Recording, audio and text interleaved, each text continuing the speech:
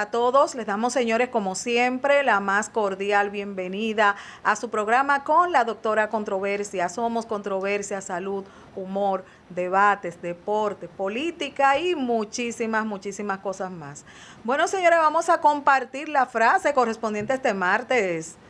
La fe mueve montañas. La fe mueve montañas. Bueno, señores, hoy nos vamos a un mundo muy importante, al mundo de la salud, y nuestro tema es el siguiente, el embarazo. Para tratar este tema tan interesante tenemos el día de hoy a nuestra querida hermana, la doctora Amelia Ledesma Duval. Ella es ginecostetra y con nuestra querida Amelia vamos a compartir este tema tan interesante titulado El embarazo. Buenas tardes, hermana, ¿cómo estás? Bienvenida de nuevo a tu casa. Buenas tardes, aquí feliz de compartir una vez más contigo, con todo tu público, con un tema que aparentemente suena sencillo porque es tan frecuente, pero que sin embargo está muy falto de información asertiva, positiva, para que todas nuestras pacientes y tus televidentes puedan sacarle provecho a este tema tan importante. ¿Qué es el embarazo, Amelia? El embarazo es el estado fisiológico. Cuando hablamos nosotros de un estado fisiológico, hablamos de algo normal, natural, en el que desde el momento de la concepción, es decir, desde que ese óvulo se fecunda con ese espermatozoide hasta el término final en que el feto se desarrolla dentro del vientre de esa madre y pues culmina con lo que es el parto. ¿Cuáles son esos síntomas, Amelia, más frecuentes del embarazo? Mira, cuando hablamos de el embarazo en sentido general y que nos vamos, fíjate al tema de lo que es la concepción. Desde inmediatamente de que el tema de la concepción, después tenemos ese feto que sobrepasa las 20 semanas y que crece dentro de ese útero o ese vientre de esa paciente, para que la gente pues entienda en términos como que llanos y claros. Debemos decir que desde el momento en que ocurre esto, existen un sinnúmero de signos y síntomas fisiológicos normales de cambios que se van a dar en el cuerpo de esta paciente, de esta mujer, para poder dar vida. Y por eso que hablamos nosotros y le decimos siempre a estas pacientes, a estas usuarias, o sea, el embarazo es un sacrificio de amor, porque si fíjate tú, Cris, tú te embarazas y de repente tú estás sacrificando cosas propias de tu cuerpo para poder darle vida a ese bebé. Y que bebé que está tan pequeñito, esa célula se van multiplicando hasta que pasa de embrión y del embrión pues al feto. Obviamente van ocurriendo muchísimos cambios en tu cuerpo. Primero, y algo muy conocido, el tema de las náuseas, de los vómitos, de los mareos. Y son cositas que pasan y pueden pasar levemente, pero también tenemos pacientes, Cris, que no salen de una náusea y de unos vómitos y terminan siendo ingresadas en lo que se llama ya hiperemesis gravídica, que es cuando esta paciente tiene tantas náuseas y tantos vómitos que de hecho desarrolla lo que llamamos nosotros desequilibrio hidroelectrolítico y pues ya tenemos que ingresar a la paciente para hidratación, para compensación de esos electrolitos que están en ese momento deficiente con esta paciente. Y eso es lo poco. Ya después de ahí, pues nos vamos así como tú me preguntas, a cambios desde lo que está por fuera, de lo que podemos ver, hasta lo que está por dentro, internamente, y no podemos ver. Sí. Hay una parte, tú sabes que cuando la gente está embarazada, hay muchos mitos por ahí. Hay gente que dicen, cuando tú te estás dando acidez, porque le están saliendo los cabellos al muchacho, ¿verdad? No, realmente tú sabes lo que pasa con todos estos cambios, todos estos síntomas que tienen las pacientes durante la gestación, durante el embarazo. Es un tema fisiológico normal y que como sí planteamos, vemos cambios externamente, pero también internamente tenemos cambios.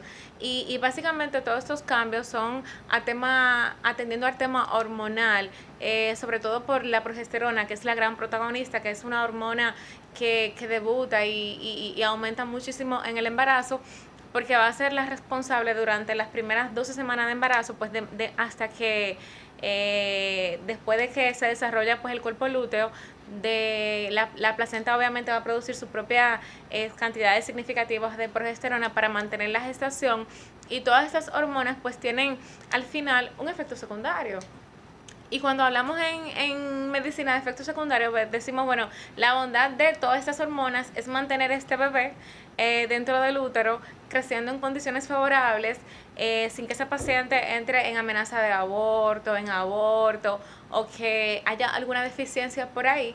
Pero sin embargo, los efectos contralaterales o no deseados de este aumento de la progesterona va a ser que pues va a haber una relajación de los esfínteres. Incluso esto ayuda a que las pacientes sientan más pirosis, acidez, reflujo gastroesofágico. Va a haber pues también que la progesterona, los niveles de progesterona al aumentar, pues va esto a hacer que haya una poca contracción de lo que es la vesícula biliar. Y de hecho algunas pacientes durante el embarazo por esto pueden desarrollar cálculos o tienen más factores de riesgo de desarrollar cálculos en la vesícula biliar por la poca contractilidad. Y son temas básicamente hormonales que las hormonas van a permitir pues que ese bebé se desarrolle dentro del útero, pero sin embargo va a pasar siempre esa facturita. De hecho también algo muy frecuente, y es que hay un %, algunos libros te dicen un 10%, otros te dicen un 8%, dependiendo de los países a los que enfoquemos la literatura, de pacientes que van a desarrollar una diabetes gestacional durante el embarazo, y esto es por el lactógeno placentario, otra hormona que pues debuta durante el embarazo, y esta hormona hace que un número de pacientes determinados, aquellas pacientes que no pueden corregir este equilibrio durante la gestación, a partir del segundo y tercer trimestre, puede desarrollar una diabetes gestacional. Y de ahí vemos que, como dijimos en un principio, el embarazo es muy fisiológico, pero también todo el tema hormonal pasa una factura. Y de hecho, de ahí pende pues el sentido de este programa, Cris, y es que exhortarle a estas mujeres que se embarazan, que asistan a consulta. Claro. Porque así como vemos que es muy bonito y muy fisiológico, y que muchas veces a ninguna le pasa nada, pero sí también hay un número de pacientes que sí le pasa algo. Y el punto es que se entienda esto, que aunque es fisiológico, es importante estar de la mano con su ginecólogo de cabecera, o pues si asiste a algún centro público o privado, pues lo haga. Inmediatamente ese paciente entienda y tenga sospecha o tenga una prueba de embarazo positiva. Amelia, ¿es normal tener antojos? Sí, por el mismo tema hormonal, tú sabes, porque las hormonas, nosotras las mujeres, siempre le digo a las pacientes que somos hormonales completamente, y que cuando tenemos, por ejemplo, ese tema, por ejemplo, de que ya estamos embarazadas, de que nuestras hormonas han aumentado, las hormonas están a 1000 por hora para poder dar, primero, inmediatamente pasa la concepción, tenemos el periodo embrionario. Ya cuando tenemos ese feto, para que pueda desarrollarse, tenemos aumento del lactógeno placentario, de beta-HCG, de cortisol, muchísimos cambios fisiológicos normales en nuestro cuerpo, que obviamente esto puede hacer que incremente incluso las ganas de ingerir alimento, el apetito, incrementa el apetito, el tema de que incrementa también pues la cantidad de agua que estoy tomando. También a las pacientes le da mucha sed, y todo esto es normal. Ahora bien, Cris, ya que tú hablas de esto de los antojos, que sí puede pasar, y sí por temas hormonales, es importante que la gente entienda que sí puede pasar, pero que no porque yo estoy embarazada tengo que comer por 2, ni por 3. De hecho, hay una relación directamente proporcional entre lo que es el aumento de peso durante el embarazo y el aumento o el riesgo de que este paciente puedan desarrollar un trastorno hipertensivo o puedan desarrollar incluso una diabetes gestacional. Porque figúrate tú que cuando tú estás embarazada y tú has aumentado de peso, sin tú estar embarazada, el aumentar de peso aumenta el riesgo cardiovascular, aumenta el riesgo de hipertensión.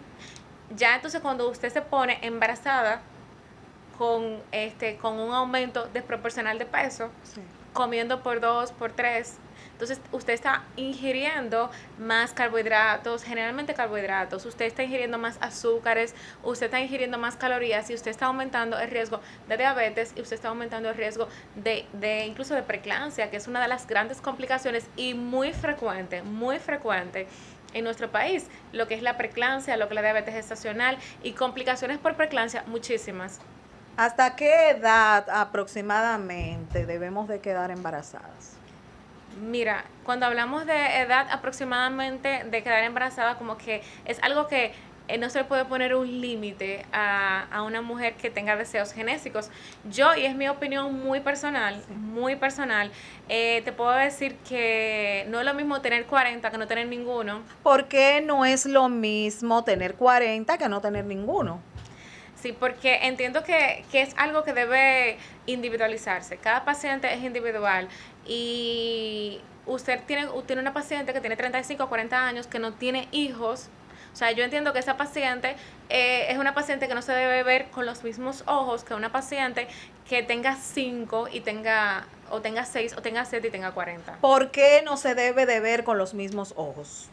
Porque obviamente, Cris, por ejemplo, ya sabemos, porque la literatura, la medicina basada en evidencia así lo certifica, que a partir de los 40 y los 35 años de edad aumenta el riesgo de síndrome de Down, aumenta el riesgo de cromosomopatías.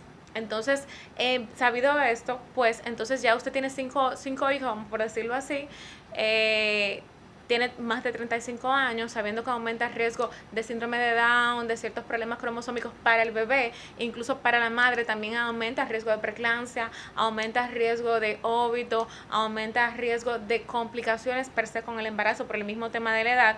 Entonces yo entiendo que en este momento nosotros como prestadores de salud debemos orientar a esta paciente, debemos ofertarle pues a esa paciente en ese momento simplemente consejería, decirle pues los riesgos que puede enfrentar en otro posible embarazo. Ahora bien, como digo una cosa, digo la otra. Las pacientes son autónomas, son las que tienen el derecho a elegir cuándo y cómo y cuántas veces desean pues una gestación. Simplemente nosotros de este lado, como proveedores de salud, el deber nuestro es tratar de garantizar cuando esa paciente se embaraza las mejores condiciones posibles, es decir, condiciones óptimas de calidad para cuando esta paciente se embarace y disminuir riesgos. Pero al mismo tiempo, obviamente, siempre hablando a la paciente con la verdad, con los posibles riesgos que puede enfrentar y que en cada embarazo, obviamente, el cuerpo sufre. Sí. Por eso te digo, no es lo mismo tú sin ninguno a los 40, porque en este sentido ya humanamente nos ponemos en la posición de que esa paciente tiene 35 años, sí aumentan los riesgos pero obviamente siempre y cuando se le dé la consejería, se le dé la información, ya ella entiende el riesgo y aún así ella asume, pues entonces creo que es diferente. Es una opinión muy personal, tú sabes. Sí. Es una opinión muy personal. Sabemos obviamente que los riesgos están. Pero obviamente, y vuelvo y caigo en el tema de valorar cada caso de manera individual, y es que debemos fijarnos también incluso en las enfermedades bases. Incluso debemos fijarnos que tengo esta paciente con 35 años, no tiene ningún hijo, pero sí tenemos que por la edad puede enfrentar ciertos factores de riesgo, pero vamos a prepararte antes. Antes de buscar un embarazo, vamos a suplementarte con ácido fólico, vamos a lograr un peso óptimo, vamos a hacer una evaluación cardiovascular y de hecho existen muchísimos, por ejemplo, con un programa que hicimos anteriormente con la doctora Priscila Jiménez, que hablamos de fertilización in vitro. Dentro de esta rama de la tecnología, de lo que es la reproducción asistida, existen incluso herramientas en las que podemos a esta paciente, a través de lo que es la reproducción asistida, ofertarle herramientas para este tipo de cosas, pues descartarlo a tiempo. Es algo obviamente que sabemos que implica un gasto, o sea, un costo. Muchas pacientes de bajos recursos, pobres, no van a poder gastarse un dinero para déjame ver si tengo 40 y mis embriones vienen con cierto problema. Pero te repito, el deber ser es orientar a las pacientes, decirle los pros, lo contra, con qué cuentan y pues en el momento de que esa paciente esté gestante, esté embarazada, pues ofertarle servicio de calidad. ¿El sangrado durante el embarazo es igual a aborto? Mira, cuando una paciente está embarazada, depende del trimestre del embarazo en el que se encuentre.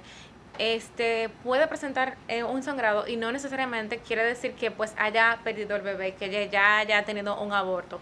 Tenemos, por ponerte un ejemplo, una paciente con un embarazo de 14 semanas puede asistir a la consulta o a la emergencia por dolor pélvico y sangrado. Okay. Sí, un sangrado leve. Se le hace, pues, se le puede hacer hasta una ecografía, se le hace una ecografía en este momento para determinar la vitalidad del bebé, que es lo más importante. Y puede ser que incluso el bebé esté bien, que haya sido un sangrado por una amenaza de aborto. Ya en este momento lo que se hace es que se investiga a la paciente y pues, si hay una causa que está ocasionando esto, pues se trata de esa causa. Ahora bien, existen pacientes que asisten por emergencia por sangrado y representa inmediatamente, se le hace una ecografía y representa así un aborto.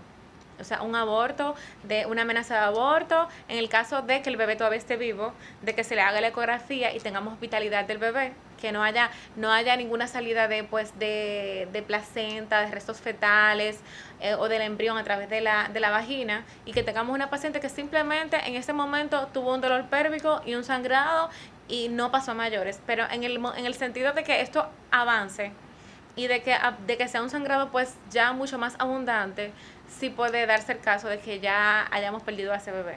¿Qué ocurre en el caso específico de aquellas pacientes que tienen pues ya enfermedades de transmisión sexual como sífilis, por ejemplo, sífilis?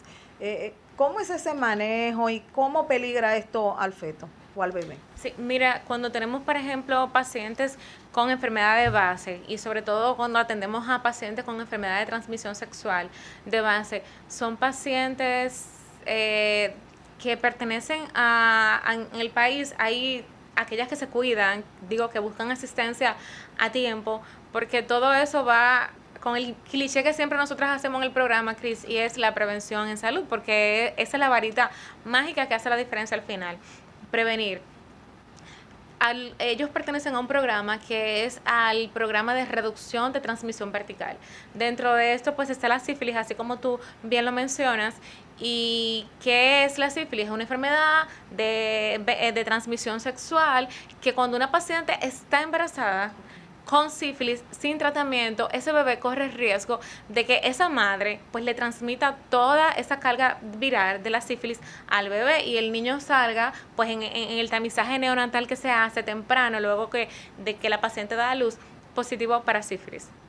Sí, entonces de ahí esto es en el sentido si esa paciente se embaraza, llega pues tarde al programa, no se le da el tratamiento, y etcétera, etcétera, o como pasa con muchos pacientes que pues llegan en labor de parto al servicio hospitalario y ya pues en labor de parto es muy difícil, Cris, pues ya tú prevenir esto, porque ya la transmisión vertical que se debió pues reducir el tema de este riesgo durante la gestación, tú no tienes un tiempo para tú poder actuar a tiempo, valga la redundancia. Ahora bien, cuando es una paciente con sífilis diagnosticada, que conoce su condición, que se da cuenta que está embarazada, asiste inmediatamente a las 12 semanas o en el momento cualquiera que se da cuenta que está embarazada, se instaura tratamiento, se le hacen las pruebas pertinentes y se trata también a la pareja. Entonces, en ese sentido, nosotros reducimos muchísimo el riesgo de transmisión vertical. Y cuando hablamos de riesgo de transmisión vertical, hablamos de disminuir el riesgo de que esta madre con esta patología pueda pasarle toda esta enfermedad al bebé y el bebé pues sale negativo en el tamizaje que se hace. Ahora bien, riesgos que representa una paciente con sífilis no tratada durante el embarazo, que el bebé pueda morir intraútero. Es uno de los más grandes riesgos temidos por nosotros, un óbito fetal, que cuando ese bebé pasa las 20 semanas de gestación y muere intraútero, producto pues de la sífilis, del Treponema pallidum, que es el virus que tiene, ese es el nombre en microbiología del virus pues de la sífilis. Otra cosa es, aparte del óbito fetal, es el tema de lo que es el itro fetal, que es cuando ese diámetro biparietal o el diámetro abdominal, de este bebé aumenta sobre pues los valores establecidos normalmente, y que esta barriguita del bebé es bastante grande, acumula mucho líquido, y pues entonces dentro de esto vienen otras malformaciones congénitas producto de ese virus durante el embarazo. Y de hecho, esa pregunta que tú hiciste, Cris, es excelente, porque de ahí tenemos nosotros, desde que llega una paciente embarazada, dos temas principales y dos analíticas principales que se le hacen a la paciente. Inmediatamente se capta. ¿Cuáles son? BDRL, que es una prueba rápida para sífilis, y HIV, que es cuando captamos a esta paciente en el servicio, ya sea emergencia o ya sea sala de parto o consulta. Inmediatamente estas pacientes embarazadas en esta condición, aunque lleguen con una analítica negativa, si se captan por consulta, si se captan por emergencia o por sala de parto, esa paciente inmediatamente se le hace, aparte del hemograma, de la tipificación, BDRL, prueba para sífilis y prueba para VIH, por la importancia que tiene esto en la salud del bebé.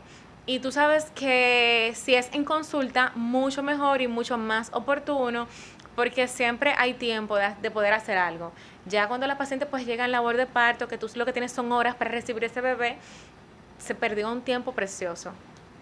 Si yo me caso con un primo hermano mío, ¿pueden haber situaciones con ese feto bebé? Mira, existe en genética lo que es la consanguinidad, que es ese riesgo que existe de que si tú, por ejemplo, eres de la familia Juan Pérez y te casas con alguien de la familia Juan Pérez, y en esa familia existen problemas genéticos que se pueden heredar, porque existen las enfermedades genéticas autosómicas, las enfermedades genéticas dominantes, y existen también esos genes que pues van a estar por ahí como en silencio. Y cuando tú pues entonces te casas con una persona que son de una misma familia y tú quizás desconoce todo esto, tú aumentas el riesgo de consanguinidad, es decir, tú aumentas el riesgo de cualquier mutación genética que haya por ahí en la familia, porque si tú tienes, vamos a decir, por ejemplo, un 7% de genes anormales y te casas con otra persona de tu misma familia que tenga también un 7%, pues entonces tú vas a duplicar el riesgo en un embarazo de cualquier tema de cromosomopatía que existe en tu familia. Y por eso es que sí, en genética existe este tema que es el riesgo de consanguinidad. Sí. Y es muy importante, de hecho, tener siempre esto presente, tú sabes. Y lo que pasa, Cris, es que aquí, pues la gente, yo digo, que no tiene esta cultura de no solamente asistir al médico, o no solamente al ginecólogo, porque yo soy ginecóloga y hablo de ginecología, digo al cardiólogo, a su médico de cabecera, de rutina, para usted una vez al año perder esa hora y saber que usted está bien. Y por eso es que no llegan las enfermedades de paracaídas.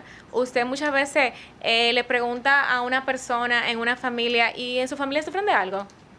Y te dicen no, de nada. Y algún tipo de cáncer, alguna enfermedad cardiovascular, algún infarto. Ah, sí, mi abuelo se murió de un infarto. Y mi bisabuelo también. Y mi mamá también. Pero yo tuve un hijo que también falleció de un infarto. Y como que en ese momento digo yo, cónchale, pero hay que prenderse como que el foquito mental y decir, cónchale, pero si mi abuelo, mi tatarabuelo, mi mamá, mi hijo, y son enfermedades repetitivas, cuales sean, enfermedades que se repiten en todas las generaciones, pues entonces vamos a ver qué es lo que está pasando en la familia, vamos a estudiarnos. Y como no tenemos como que esa curiosidad, y yo sí digo que quizás muchos lo hacen, pero no es la gran mayoría. Tú sabes, como que no existe todavía eso. Sí es importante el estudiar la familia, el estudiar de qué sufre mi familia. Hay enfermedades que son hereditarias, sí. que si usted quizás no averigua su árbol genealógico, sí, y le está pasando algo en el momento, pues con un integrante actual de la familia, usted entiende que es algo en el momento, pero si usted se va para atrás y se pone a buscar el más atrás, su tatarabuelo, su abuelo, se da cuenta que quizás no es algo que se arrastra. Y en ese sentido, pues sí, la consanguinidad, basándonos en eso, aumenta el riesgo. ¿Por qué? Porque tenemos dos pacientes, dos usuarios de una misma familia que tienen ciertos riesgos X de mutación genética, porque las enfermedades genéticas se van a dar por mutación de genes que van a actuar en el momento determinado, van a cambiar y van a actuar como no se debe, y se hereda pues de generación en generación, y dependiendo de la enfermedad genética que sea, pues vamos a ver, hay enfermedades que se heredan solamente en hombres, otras solamente en mujeres, otras que son de generaciones en generaciones porque son dominantes, y otras que tienen saltos generacionales porque no son dominantes, son recesivas, es decir, para que se manifiesten necesitan dos iguales. Entonces quizá usted la puede ver en una generación, en la otra no la ve. Sí. Y por esto es importante también esa otra pregunta que tú haces, y conocernos y prevenir y buscar atención médica.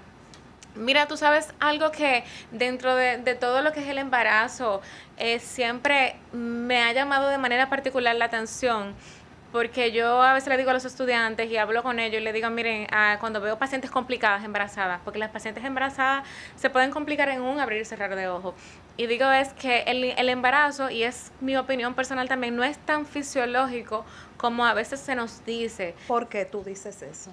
Porque de un embarazo y de ver a una paciente embarazada, que debería ser algo totalmente normal y bonito, porque yo digo que es una de las etapas más bellas de la mujer y de más sacrificio, porque sacrifica su propio cuerpo, sí también tenemos muchas complicaciones. Sí tenemos muchas complicaciones, y de hecho vemos que una paciente puede estar embarazada y de un embarazo simplemente se complica hasta perder la vida. Sí. Por ejemplo, el caso de la falsemia del embarazo. Es difícil. Sí. Una paciente falsémica homocigota que hemoliza, que hace crisis de dolor, que tiene todas las complicaciones del mundo por su enfermedad de base, que tenemos un vaso afuncional que no está funcionando de la manera que debería, que realmente se embaraza. Entonces estamos privando a ese cuerpo desde el punto de vista cardíaco, hemodinámico, de un funcionamiento normal dentro de lo que cabe, para darle vida a ese ser. Esas pacientes son pacientes con alto riesgo de mortalidad. ¿Qué ocurre en el caso específico de la que tienen lupus? Mira, el lupus es una enfermedad autoinmune. Es una enfermedad autoinmune como el síndrome de Crohn, por ejemplo.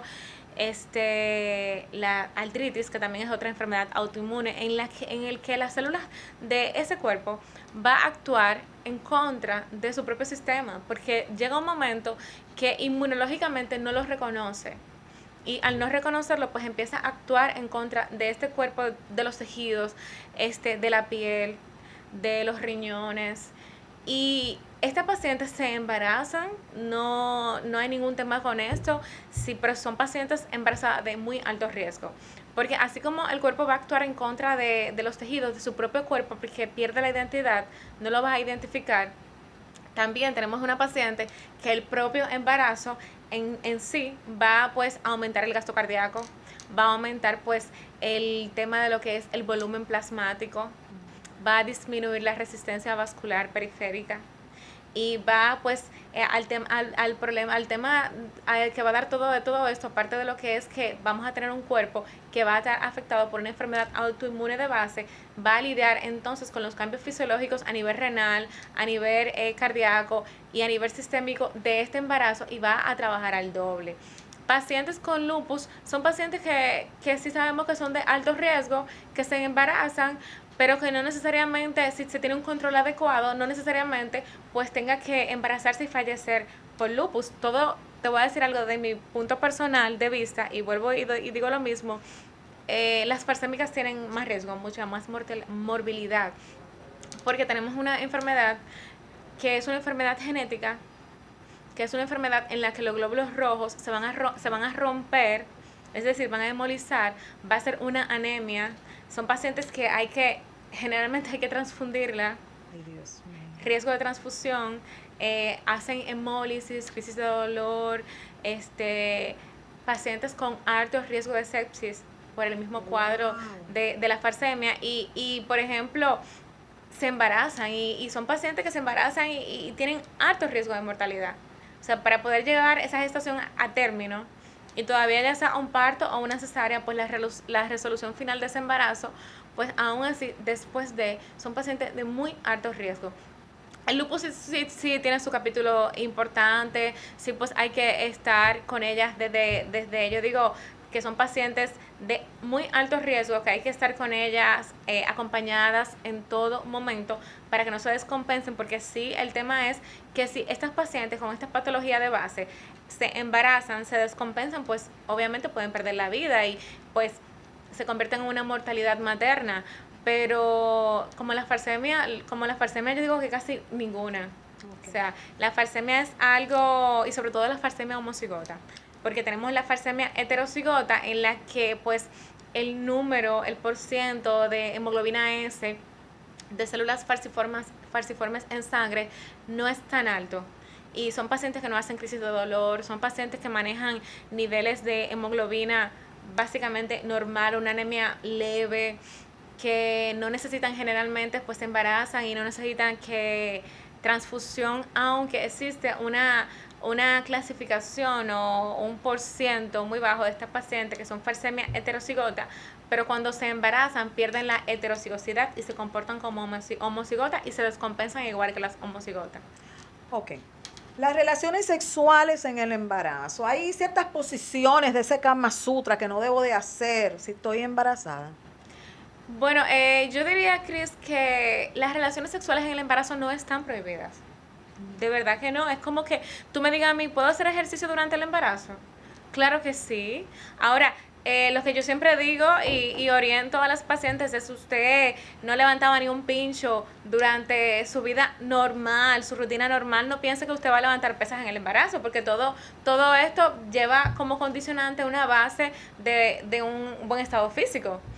Pero las relaciones sexuales no están para nada contraindicadas en el embarazo. Mira, de hecho, solamente le hablamos nosotros a las pacientes para que se cohíban de mantener relaciones sexuales con su pareja durante el embarazo si tienen amenaza de aborto, sí, si tienen sangrado, sí, si tienen dolor y si están en tratamiento para esto. Pero cualquiera de estos signos de alarma deben buscar asistencia de su médico, pues para obviamente ofertarle los servicios de salud en el momento, ofertar tratamiento, y definitivamente son las únicas como condicionantes. O que tenga, por ejemplo, una paciente que tengamos en tratamiento con óvulos, por ejemplo, porque tenga alguna infección vaginal, alguna vaginosis, o que esté en tratamiento por otra cosa y entendamos que en este momento no sea pertinente, tú sabes. Pero las relaciones sexuales no están prohibidas durante el embarazo, para nada. Una paciente embarazada puede hacer su vida normal, siempre y cuando esta paciente no tenga ninguna patología importante que contraindique, puede hacer su vida normal, puede trabajar, puede tener relaciones sexuales, puede caminar. De hecho, le aconsejamos a las pacientes embarazadas que caminen, que tengan una dieta balanceada, tratando de disminuir los carbohidratos, las azúcares, las comidas chatarra, porque es que hemos visto y está demostrado que un peso adecuado durante el embarazo, con una actividad física, es decir, con el caminar, el por lo menos hacer ejercicios cardiovasculares, disminuye el riesgo de preeclampsia. Y la preeclampsia y los trastornos hipertensivos del embarazo son una de las principales causas de morbilidad materna extrema y también son una de las principales causas de muerte neonatal precoz, temprana, por la prematuridad. ¿Cuántas cesáreas debe de hacerse una mujer? Ese es otro tema. Muy controversial. Muy controversial, sí, es un tema muy controversial. Si me preguntas qué le conviene a la mujer, parto normal. Parto normal, es lo que le conviene a una mujer embarazada, parto normal, si me preguntas. Ahora bien, lamentablemente existen patologías de base que se dan durante el embarazo que no permiten. ¿Cómo cuáles? Mira, de hecho, tú te embarazas, no tienes ningún problema, ni tú ni el bebé, el parto es lo que te corresponde. Tan sencillo como esto. Ahora bien, si usted, por ejemplo, está embarazada, aumenta de peso, no hace ejercicio, no se hace ni un solito chequeo prenatal que se diagnostica a tiempo que usted está desarrollando un trastorno hipertensivo del embarazo. La preeclampsia es una de las causas más frecuentes. Presión alta durante el embarazo. Y usted llega a una emergencia con cefalea, es decir, dolor de cabeza, visión borrosa, con dolor de estómago, vamos a decir lo que se llama en medicina como epigastralgia, niveles tensionales elevados. En ese momento usted se convierte en una emergencia. Usted está embarazada, vamos a decir que usted tenga 30 semanas, 31 semanas de embarazo, y usted se convierte en una emergencia porque usted está embarazada de un bebé prematuro, pero en este momento usted tiene signos de alarma. Usted está con la presión alta y lo que prima es salvarle la vida a usted. Y en este momento se busca la forma más rápida para lograr un desembarazo, siempre y cuando pues se asegure la viabilidad del bebé y salvar la vida de la mamá, porque entonces eso es un tema que cuando queremos cesárea o queremos parto, podemos tener un embarazo normal, pero siempre y cuando, en un principio, pero siempre y cuando pasa cualquier cosa, como una preeclampsia, como un síndrome de Gel. Hay pacientes que convulsionan en el embarazo, Cris, que la gente le llama ataque de frenesí comúnmente en las calles. Y cuando usted tiene cualquiera de esas patologías, por ejemplo, que ponen en peligro su vida, ya en ese momento se hace un consenso médico y se tiene que tomar una decisión de si el embarazo continúa.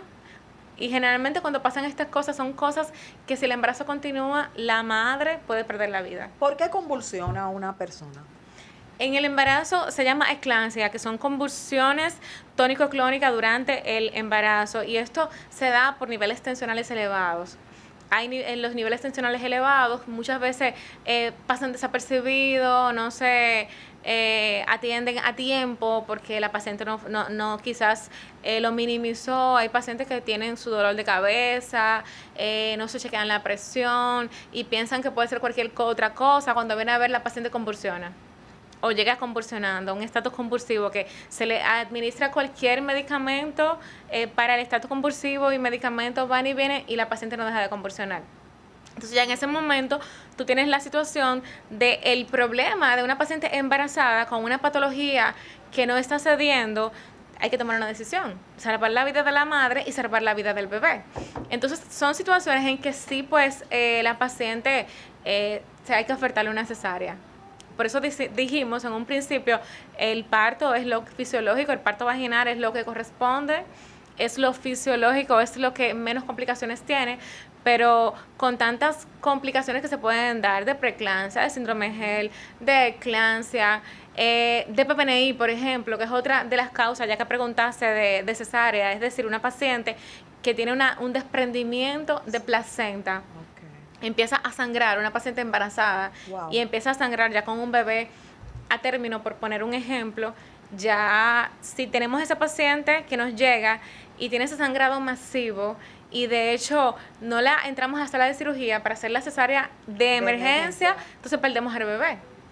Entonces perdemos al bebé, y también esa paciente va a sobrevenir en un tiempo, vamos a decir, de unas 24 a 48 horas, puede sobrevenir con complicaciones de una anemia severa, un choque hipovolémico por ese sangrado masivo en ese momento.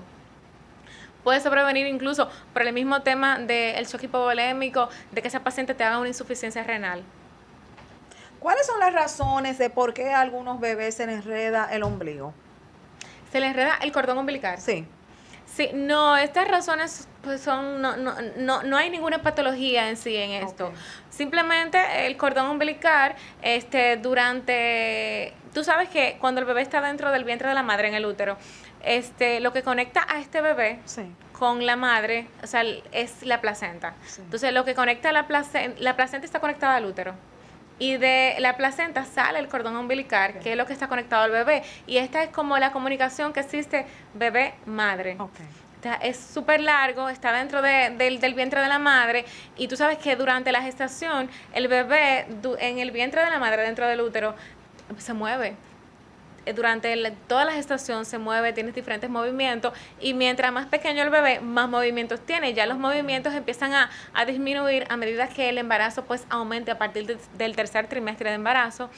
Y pues en ese sentido, siempre decimos nosotros que el continente el contenido se va a adecuar al continente. Es decir, tenemos un bebé muy pequeñito, va a dar bastante vueltas dentro dentro del útero, y durante esas vueltas pues puede ser que se enrede el cordón, que generalmente tenemos que vueltas al cordón en el cuello del bebé.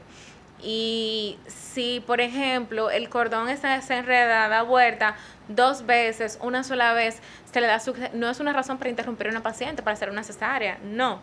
No es una razón para vigilar, sí, que esté enredado pues ese cordón en el cuellito del bebé, pero que sin embargo con las sonografías que se hacen especiales para ver que todo esté bien, que el flujo de sangre de la placenta pues al bebé llegue de manera adecuada, porque acuérdate que te dije que lo que mantiene esa comunicación entre esa madre y ese bebé es el cordón. Tenemos el útero, la placenta y el cordón umbilical que me va a conectar con el bebé, y ahí a través de ese cordón se pasan muchísimos nutrientes, se pasa flujo sanguíneo al bebé, oxígeno, que es lo que me lo va a mantener así como con vida ahí dentro. Y la razón de ser de las vueltas al cordón umbilical, simple y sencillamente, es que saber que están ahí, hacerle su seguimiento, su sonografía especial para ver que el flujo no esté alterado y que esté pasando todos los nutrientes adecuadamente a ese bebecito. Te hice la pregunta pues en referencia a que hay muchos mitos y tabúes con relación a esa situación del cordón. Claro, ahora, por ejemplo, cuando tenemos un cordón umbilical que está enredado en el cuello del bebé y que tenemos, por ejemplo, 3 vueltas, 4 vueltas. Sí. O sea, ahí sí pueden haber situaciones, porque acuérdate que si tenemos 3 vueltas alrededor del cordón umbilical, entonces ahí tenemos la situación de que pueden apretarse. Sí. Y al apretarse me puede estrangular, me puede disminuir pues el paso de nutrientes de la placenta hacia el bebé, y entonces en ese momento sí puede ser una urgencia. Pero para esto, lo mismo que dijimos en un principio y decimos siempre, consultas a tiempo, seguimiento, y pues ya el especialista que está con usted en ese sentido le manda a hacer un perfil hemodinámico, una hemodinamia, para ver que este flujo útero-placentario está adecuado y no hay ningún tema en cuestiones para el bebé. ¿Es difícil quedar embarazada si tú tienes miomas uterinos? Sí, es difícil, pero no depende. La pregunta es sí, pero depende. ¿Por qué el sí? Porque si los miomas uterinos, que son tumoraciones que pueden estar en la mucosa del útero, que pueden estar intramurales dentro del grosor del útero y que pueden estar en el periósteo, que es que todo o sea, puede ser externo, interno, y puede estar dentro de la musculatura uterina, no obstruyen, en este sentido, no obstruyen lo que es la fecundación. Es decir, que cuando yo tenga esta paciente esté ovulando, me vaya a conectar con ese espermatozoide y no me vaya a obstruir ese contacto del esperma con el óvulo e impedir la fecundación. Esta paciente puede salir embarazada. Si la localización, porque el tema aquí de los miomas es el tamaño y la localización. Por eso te dije sí, pero no. Depende, porque si los miomas son pequeñitos, no obstruyen ese paso, esa comunicación de ese esperma con ese óvulo, entonces sí, esa paciente se puede embarazar, sí se puede ese bebé implantar, y sí, simplemente en ese sentido hay que darle seguimiento al mioma. Ahora bien, si tenemos un mioma que por el contrario esté más grandecito, que si esté en un lugar anatómico dentro del útero, sí, que me vaya a obstruir pues en términos de fecundación esta comunicación, entonces ahí esta paciente es una paciente que puede tener temas para lograr un embarazo. Por eso nosotros, por ejemplo, a los miomas le damos seguimiento si son pequeñitos. Si son pequeños, simplemente le explicamos a la paciente, le damos seguimiento. Pero si dentro de este seguimiento vemos que el tamaño aumenta desproporcionalmente, o si vemos que produce mucho sangrado, mucho dolor, o que está en una localización anatómica que puede impedir que esa paciente que quizás no ha tenido hijo salga embarazada, entonces se le oferta un plan. El plan es, a realizar una miomectomía, porque por miomas, y sobre todo en una paciente que no ha tenido hijo, no hay que retirar el útero. O sea, simplemente es esa paciente ofertarle retirarle los miomas. Sí, y la medicina ha avanzado tanto, Cris, que incluso existe la histeroscopía, o sea, es una resección de miomas por histeroscopía. Es decir, la paciente bajo anestesia se le introduce una camarita por la vagina, y pues de la vagina al orificio cervical externo, es decir, al cuello del útero, hasta entrar en la cavidad uterina, Entonces, en esta cavidad uterina, con esta camarita hasta se hace un video, se graba para las pacientes y todo, se revisa la cavidad. Se revisa como que en tiempo real la ubicación de los miomas, se toma una biopsia y se hace una resección por ahí también. Sí, sí, se aplica porque cada cosa tiene como que su razón de ser. Se aplica, pues se hace hasta una resección de estos miomas vía vaginal. Esa paciente sin mucho sangrado, sin cicatriz, con su biopsia, se va a su casa salvaguardando su útero. Ahora, si ya tenemos una paciente que por el contrario, pues los miomas son muy grandes, tiene ciertas situaciones, de hecho, también se le puede hacer la miomectomía, lo único que quizás no vía vaginal, ya habría que hacer una laparoscopía o una laparotomía. Pero sí, la pregunta es muy buena y es válida. Tenemos pacientes que están embarazadas con miomas y los miomas no representan en el sentido de la fecundación el impedir que puedan lograr un embarazo. Ahora bien, nosotros lo que hacemos es que tratamos de mantener esa quiescencia uterina, le caemos a esa paciente arriba porque no queremos que el mioma haga que la paciente entre en una amenaza de aborto o pueda perder el bebé. Entonces, obviamente sabiendo que durante la gestación, durante el embarazo, los miomas van a crecer por el mismo tema hormonal, porque los miomas se alimentan de hormonas y como sabemos que durante el embarazo todas las hormonas van a aumentar también y de hecho el útero va a aumentar muchísimo. Y si tenemos, por ejemplo, un mioma intrahumeral que está ubicado dentro de lo que es el grosor uterino, el miometrio, que es el músculo uterino, ese útero va a crecer porque hay una hiperplasia fisiológica del útero para que el bebé pueda crecer dentro de, pues, el bebé que está dentro del útero. De igual manera, así como crece el útero, el mioma que está dentro del útero va a aumentar de tamaño. Son pacientes que sí, durante el posparto pueden tener riesgo de sangrado, eso sí, porque al estar el mioma ahí aumenta el riesgo de atonía uterina, que es decir, que el útero no se contraiga de manera favorable como debería, pues por el tema del mioma. Ese es el tema. Pero en términos de lograr un embarazo, depende del tamaño, depende de la localización y aún así, pues también existen cosas que herramientas que le podemos ofertar nosotros a las pacientes para tratar de lograr un embarazo. Y si nos embarazamos con miomas, también herramientas para lograr que ese embarazo llegue al término.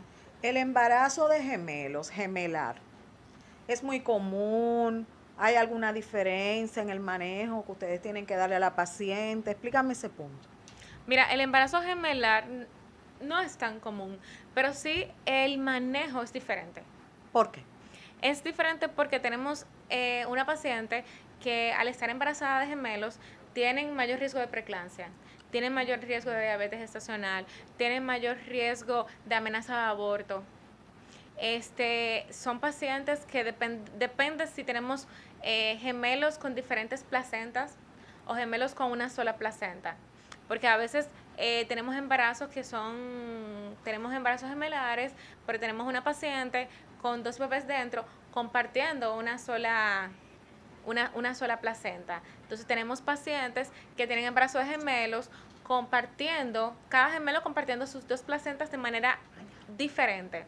Entonces, en ese sentido, el riesgo va a depender de la placentación, porque obviamente el tema de la hemodinamia, como decimos en un momento, tenemos una madre que tiene su útero y que la placenta, que es lo que está pegado al útero, sacando de esa madre todos esos nutrientes y lo va a llevar el bebé a través del cordón umbilical.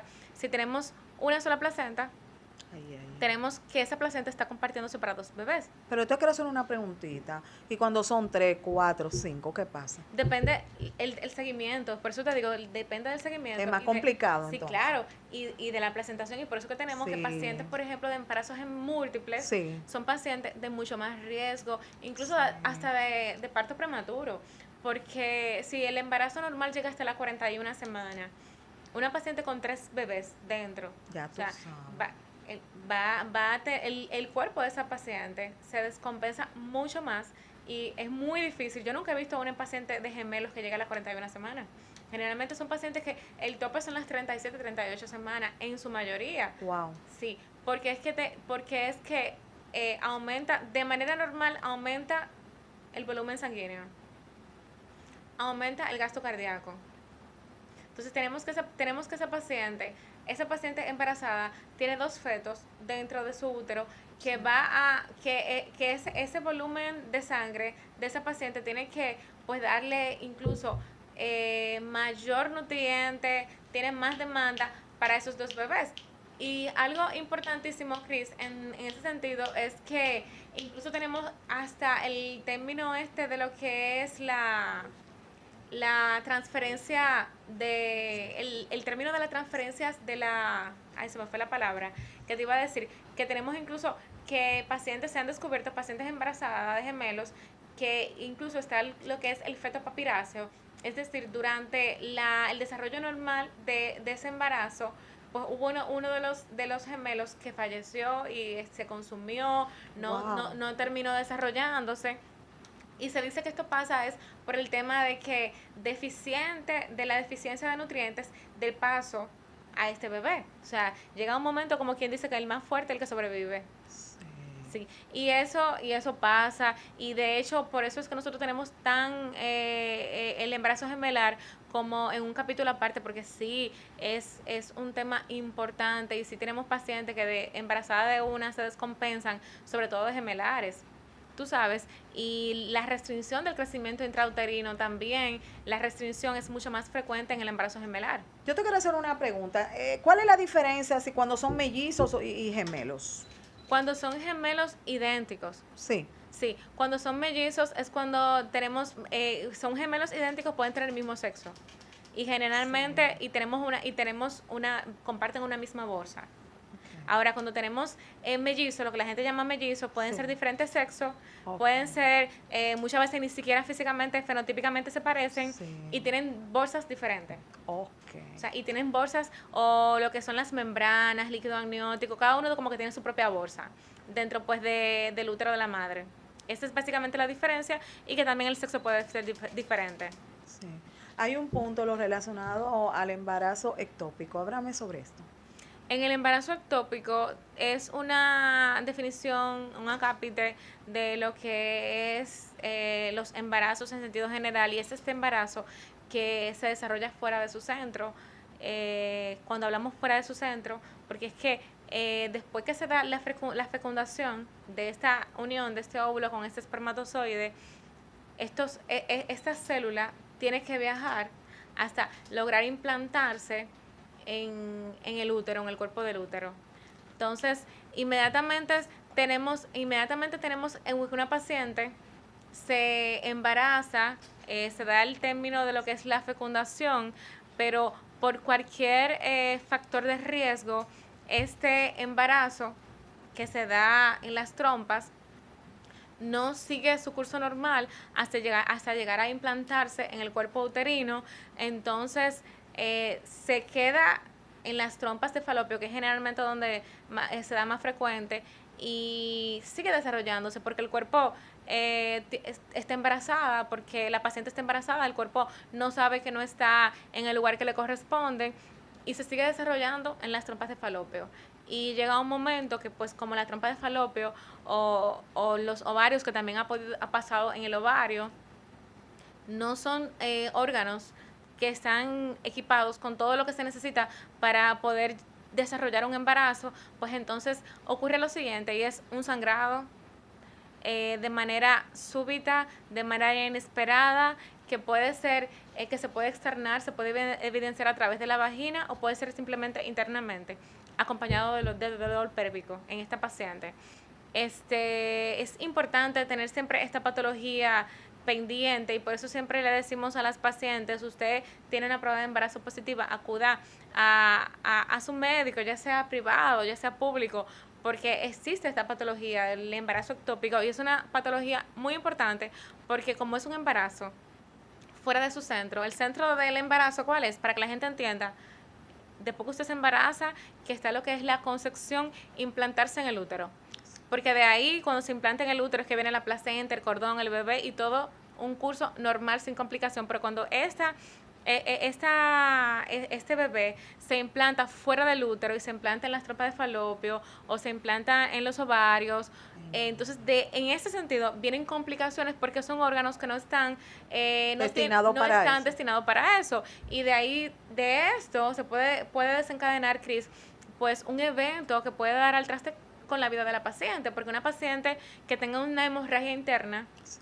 producto de un embarazo ectópico, porque quizás no se dio cuenta a tiempo y ya de aquí que viene, la paciente pueda llegar a un servicio de salud oportunamente y la paciente ya tiene la hemorragia interna que puede tener 2000 cc de sangre dentro pues de la cavidad.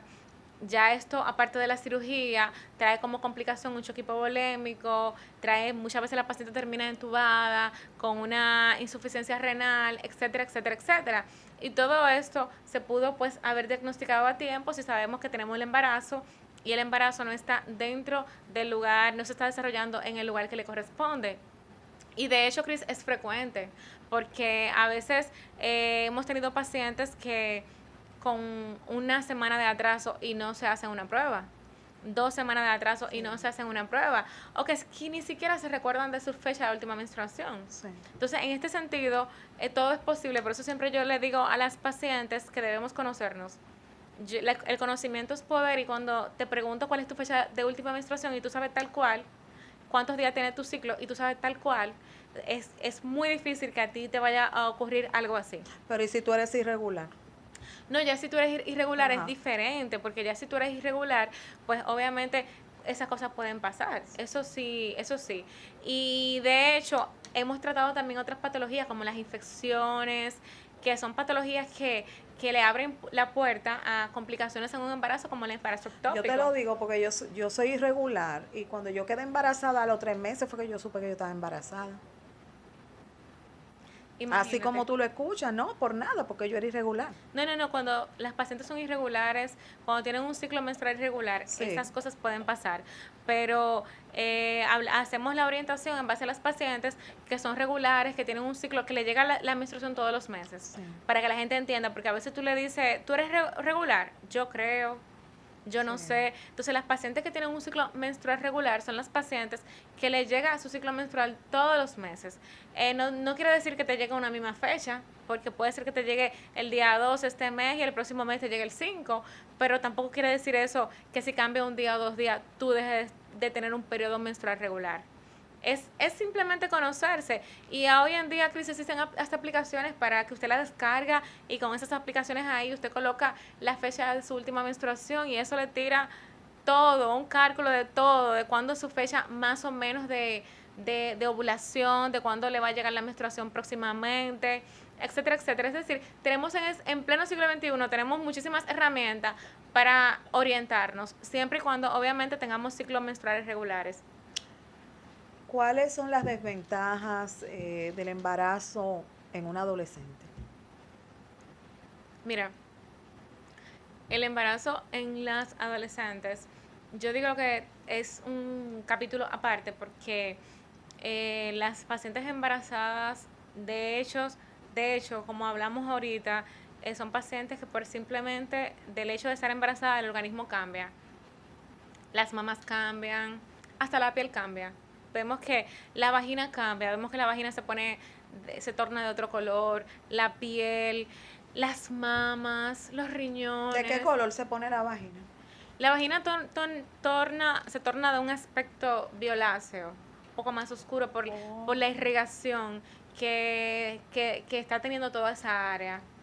Entonces, cuando hablamos de la vagina y del sistema cardiovascular y todos los órganos que cambian en una paciente adulta, embarazada, imagínate tú, Cris, en una adolescente. O sea, tenemos una paciente adolescente, por ponerte tú, vamos a decir los 14 años, que está embarazada. Son pacientes que tienen mayor riesgo, hablando de riesgo de preeclampsia, por ejemplo, son pacientes que tienen mayor riesgo de preeclampsia, son pacientes que tienen aparte mayor riesgo incluso de mortalidad, porque al mismo tiempo vámonos al círculo familiar, social de estas pacientes que no se toman los medicamentos a tiempo, que no se hacen las analíticas a tiempo, que se olvidan más rápido de la cita. Hablando también de lo social, ¿Por qué? Porque que son adolescentes, son niñas. O lo esconden también. También lo esconden, pero sucede que también, si nos vamos a hablar más del círculo social, nos damos cuenta de que te tiras a esa familia y hace como que un estudio y tenemos una mamá que también fue embarazada en su adolescencia. En ese sentido, hay casos específicos de algunas mujeres que usan pantalones muy apretados, embarazados. ¿Hasta qué punto puede eso afectar el embarazo per se? El embarazo per se, el utilizar pantalones muy apretados, yo diría, Chris, que eso depende, porque mira, he visto casos de pacientes que se hacen una abdominoplastia Sí. o una liposucción y de hecho la piel está tan estirada y después salen embarazadas. Y de esto nos representa de que por esto van a perder el bebé. Esto representa sí mucho disconfort. Ok. Sí, mucho disconfort, obviamente molestia, dolor, estiramiento de la piel. Y de hecho, las pacientes que he visto de que sí, pues, por ejemplo, tienen este tema de las fajas, Sí. de las cosas muy apretadas durante el embarazo, son pacientes que van Sí. como que más orientadas al término de ocultar el embarazo, Ok. de ocultar el embarazo. Y las que lo hacen, por ejemplo, la licra, el legging, apretadito, realmente el legging es como que Sí, estira, más bando. expande y no como que no tiene como ninguna inferencia negativa. Ahora, si las pacientes, por ejemplo, ya de procedimientos, de que tienen este abdomen plano, por un abdomen, por ejemplo, Sí. y se embarazan, sí, este tipo de paciente, la barriga no se evidencia tan grande durante una gestación, pero sí el disconfort es mucho por el tema de que la piel es, después que el bebé está adentro, pues la piel quiere expandirse, quiere estirarse y sí produce mucho disconfort. El uso de zapato alto. Yo, yo soy de la opinión que digo, No me puedo poner tacos si estoy embarazada. yo tengo la opinión muy personal de que los ejercicios, las relaciones sexuales, los tacos altos durante el embarazo, si usted está acostumbrada a utilizar taco alto sin estar embarazada, ¿por qué? Si está embarazada tiene que dejar de usar taco alto. Digo yo, ahora bien, siempre y cuando esta paciente embarazada utilizando taco alto, esté acostumbrada, maneje los tacos altos y esté segura de que va a estar caminando en superficies firmes, Sí. que no se va a caer, que no va a tener riesgo de caída, que es lo que básicamente como que buscamos al momento de decirle, mira, no utilice tacos muy altos para que no tenga riesgo de caída, pero es lo único. Formas de prevenir un embarazo. Bueno, forma de prevenir un embarazo. Yo creo que el embarazo es algo muy, muy bello. Cuando se quiere, yo digo que un bebé viene a alegrar las familias, a unir los matrimonios, porque es el fruto es la unión de ese amor, de esa pareja. Ahora, cuando no se quiere y cuando se quiere prevenir, entonces es los métodos anticonceptivos, asista a su ginecólogo de cabecera o vaya a cualquier centro de salud pública para donde tengan una área de planificación familiar que le puedan ofertar cualquier método de planificación familiar porque es lo más coherente. Siempre y cuando usted se evalúe, le digan cuál método es el que le conviene, método de planificación familiar o la abstinencia sexual. Bueno, Amelia, yo quiero que tú compartas con nosotros cuáles son esos servicios que tú ofreces en el área de la ginecología. Adelante. Bueno, claro que sí, Cris. Mira, estamos en el Centro Médico de Elohim, en el tercer nivel. Ofrecemos servicios de ginecología y estética, desde estrechamiento vaginal, aumento del punto G. Tenemos una especialización en lo que es uroginecología y cirugía de piso pélvico, donde atendemos específicamente a estos pacientes para rehabilitación de piso pélvico con incontinencia urinaria o que tengan hiperlasitud vaginal, que a veces hay pacientes que tienen, tú la evalúas, vamos a donde un ginecólogo y le dicen, usted no necesita hacerse nada porque su vagina es estrecha, pero sin embargo cuando la evaluamos vemos que tienen hiperlasitud vaginal, los tejidos están muy laxos. Okay. Ofertamos tratamiento para ese tipo de pacientes. Obviamente, pues como tenemos nuestra base que es la ginecología y la obstetricia, también trabajamos con embarazadas, ofertando todos los servicios de salud integral para la mujer con el corazón, como digo, porque vemos a las pacientes como si fuéramos nosotras mismas. Estamos para servirles y nos pueden seguir pues en las redes sociales como doctora Ledesma Duval. Bueno, yo quiero aprovechar la oportunidad que tú estás aquí con nosotros en casita para que le envíes un mensajito a las chicas que en este momento están embarazadas. Bueno, a ti, mujer televidente que nos escucha en el día de hoy, para ti fue este programa. Realmente, la razón de ser de cada martes, aparte de los otros programas que yo sé que Cris haces con el corazón y tratando de llevar información positiva a cada una de las usuarias, es la prevención en lo que es la salud, porque nosotras somos fieles creyentes de que la medicina debe de cambiar e irse un poquito más a la prevención y no solamente a lo que es la medicina de tratamiento de enfermedad en el momento. Y en este sentido, el mensaje final que se le puede dar a cada una de ellas es, chicas, atiéndanse, no se automediquen, asistan una vez al año a su médico de cabecera, a su ginecólogo de cabecera, para poder diagnosticar a tiempo. Sí, quiero decirle a todas las chicas que la doctora Amelia Ledesma estará con nosotros todos los martes aquí en su segmento pues de salud, ofreciendo, brindándonos a cada una de nosotras todas estas informaciones y sus conocimientos. Gracias de verdad, de todo corazón, por compartir con nosotros tus conocimientos, hermana. Reitera de nuevo redes sociales y números de contacto. Sí, estamos en el Centro Médico Elohim, en el tercer nivel. Nos pueden llamar y escribir vía WhatsApp para la cita al 809-775-1784. También pueden mandar un mensajito tanto Instagram como Facebook como doctora Ledesma Duval. Y Cris, si quieren algún tema en específico, también pueden pedirlo. Solamente tienen que mandar el mensajito, pues, tanto para la doctora Controversia o como para la doctora Ledesma Duval en privado, y pues sus mensajes serán atendidos, porque yo entiendo que la razón de ser es darle voz a todas estas mujeres que están escuchando y que tienen la inquietud de cualquier tema de salud, que entiendan que podamos llevarle. Estamos para servirle. Gracias por abrir las puertas de tu espacio, por permitirnos llegar a cada una de tus televidentes, y nada, de verdad que muchísimas gracias, hermana. Gracias a ti, mi corazón, de verdad, por compartir con nosotros tus conocimientos. Bueno, señores, hemos llegado al final de esta entrega maravillosa correspondiente a esta tarde. Será hasta mañana, si papito Dios lo permite, que continuaremos con más controversias y con más temas interesantes. Así que ya ustedes saben, mañana, señores, nos vamos al mundo del debate. El debate. Y tenemos un temazo. ¿Existe la amistad entre el hombre y la mujer? Es verdad, puede existir. Es verdad que se puede ser amigos. Podemos hacer amigos después que somos ex. Vamos a ver qué va a pasar mañana. Mañana estaremos en compañía de un grupo de profesionales de diferentes carreras que estarán aquí con nosotros compartiéndonos sus conocimientos, sus experiencias sobre este tema pues tan complejo de si de verdad existe la amistad entre el hombre y la mujer. Soy Crismelis Brito Padilla, su doctora Controversia, y nos vemos mañana, mis amores. Bye.